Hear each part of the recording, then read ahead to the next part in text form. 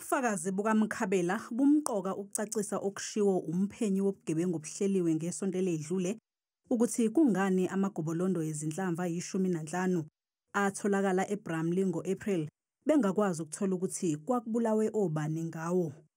UMkhabela utshele ikhomishana ukuthi uhlelo abalisebenzisayo ukuhlola ukusebenza kwezibhamu kwesinye isikhathi abantu bayakwazi ukwenza umkhonyovu ngalo. Is the process at the two stages where there's human involvement not susceptible to manipulation? You need integrity, because I can run through the system and say I've viewed them and marked them viewed. So you need integrity there.